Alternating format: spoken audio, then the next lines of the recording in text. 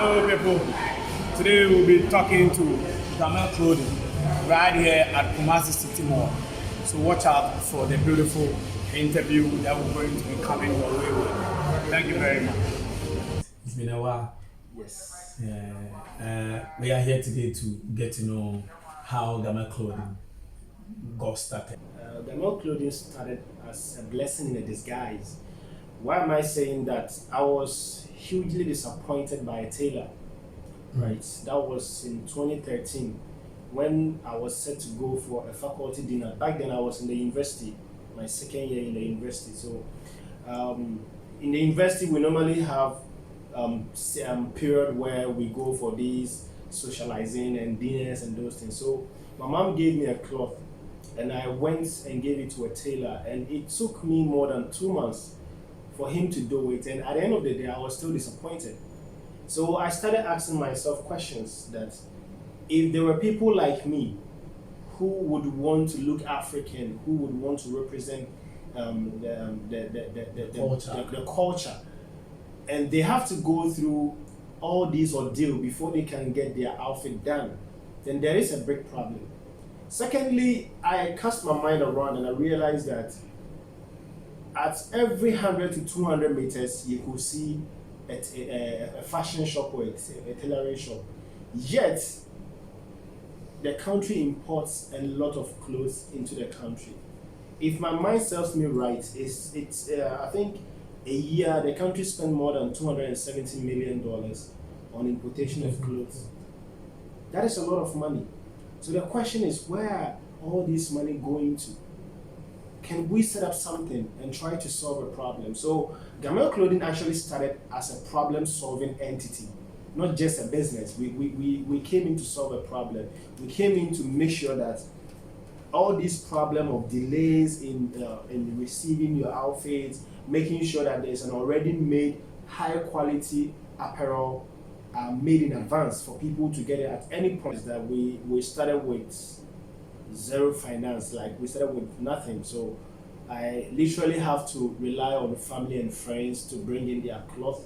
So I got a tailor, explained the business model to him that this is what I want to do. How long is it going to take you for you to produce an outfit? And he told me it was just a day, but because there are people bringing in their order, that is why sometimes it delays. I said, okay, with all things being equal, how long is it going to take?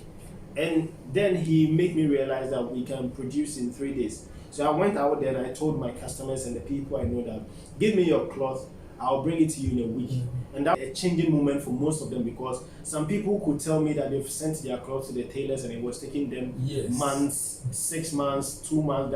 The easiest way you can get is like 2 months. So basically that is how it started, and we went from one person to the other. At a point I had to borrow money from a friend, 500 cedis to reinvest in the business. We'll come to the finance bit, but I want to know, did you study fashion in school? I studied medicine, specifically herbal medicine in the university.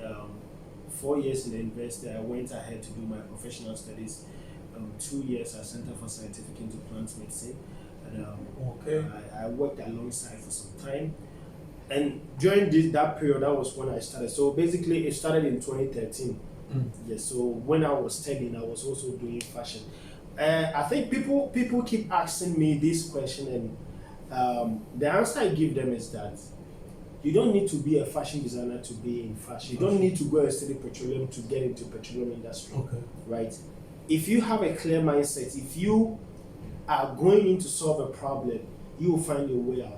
And I learned from one of my mentors, David John. He is the CEO of Fubu. He said that as an entrepreneur, you need to learn the business.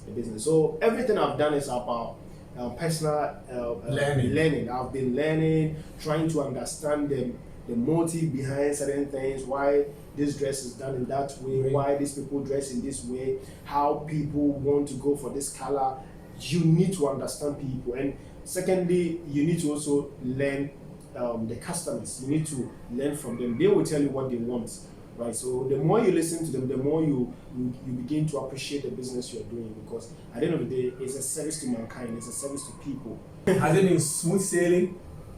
No.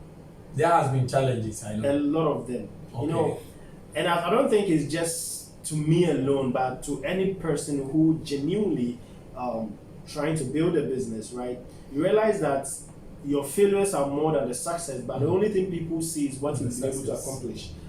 Because trust me, there are times that you wake up and you don't even feel like going to work. There are times you wake up, you don't know what you have to do because you don't know what's happening.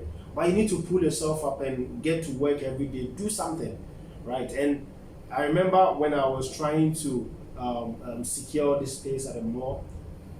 At a point, my whole life. The location is Kumasi Mall. Kumasi City Mall. Yeah. My whole life money was 1,800 Ghana cedi. And here was the case. I came to these people and I met the leasing agent, and he told me that for the space like this, before I can even go ahead and for them to secure everything, I need to put down a security deposit of around $11,000. Then it was around like 50,000 Ghana cedi. So the question was, if how did you feel when that hit you?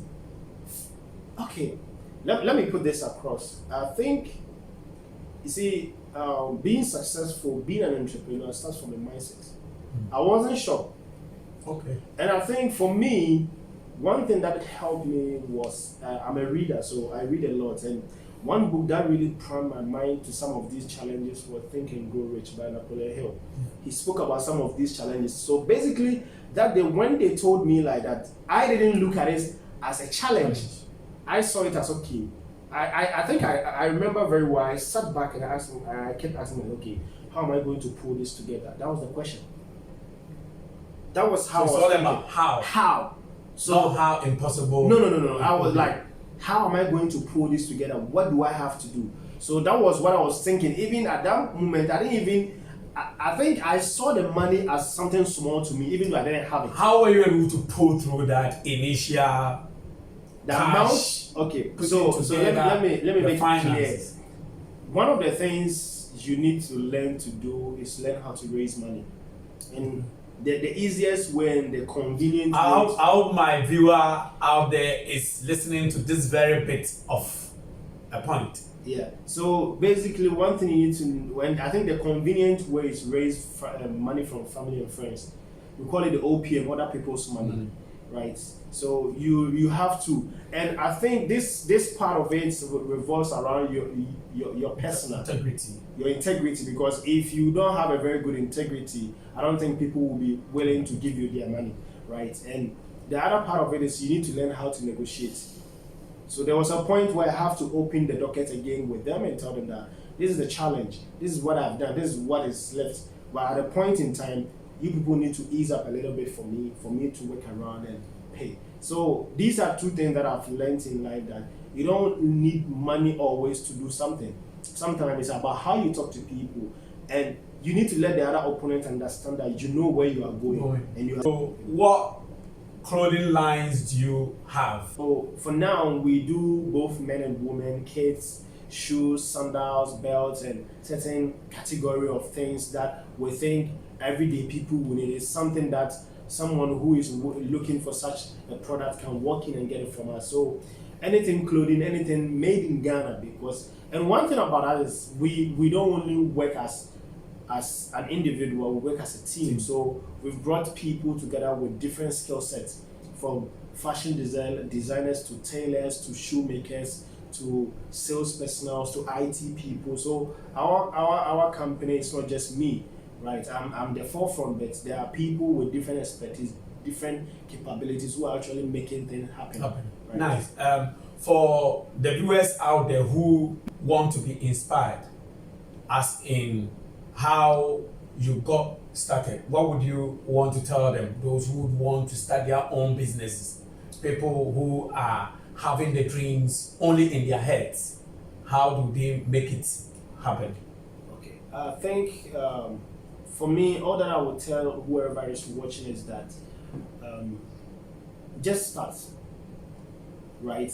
But you need to be ready for the journey, because I've seen a lot of people. I remember when I started in K University, then there were about 11 fashion. Oh, you started back on campus? Yes, on campus. I was still schooling, so there were about 11 fashion brands, and now I don't think I can count off any, right? Because I think their motive for starting the business was was different, right? Most of them were starting the business because they think they could make money, right? They weren't problem solvers. So whoever want to start a business, I think one of the first thing you need to do is to ask yourself, what kind of problem are you going in to solve? You need to define that part. It's very important. And you need to sit down and do some analysis and ask yourself, do you have what it takes to solve such a problem? If you don't have what it takes, what capability, what potential do you have? Who are the people do you think you need them on board to help you solve that problem? One of the things is that all the successful people, all the good leaders you see out there, they are not the most brilliant people in the world, right? Well, what they do is they know how to fish for the right people to work with. The products. All right. Do you do them here by yourself? Are they all made in Ghana? So first of all, everything we do are made in Ghana. What are the cost range, the price range? Oh, okay. So both for men and women. So and I think when you walk in here, you can get a product as low as 30 Ghana cedi, 20 Ghana cedi. That is some of these beads and bangles and those things. For clothing, I think from and bags from 50 Ghana cedi going upwards, including from 180 Ghana cedi going upwards. So we have different range, and I think each and every one can walk in with their strength and get something from it. Where do you ship to, and which people are supposed to get to you? So we have a website now. We are planning on launching our app probably, God willing, next year, and everyone across the world, we don't have any limitation. The only way our product cannot reach you is if there is no route to where you stay.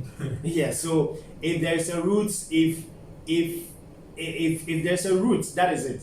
Because we work with DHL and other courier services who I think they are doing a brilliant job and helping us get our products to people. So you can log on to our website, www.gamelclothing. You can check us on Facebook, Instagram, Twitter, all our social networks. The same Gamel The Clothing. same Gamel Clothing, and reach out to us. We have able customer care service 24/7 who will respond to you and make sure we give you the best of services. Your final word to the one out there watching who would want to start his or her own business. Again, just be a problem solver. Thank you, viewers. You heard it all from Gamel Clothing. What we would want you to do is to go out there and make your dreams come true.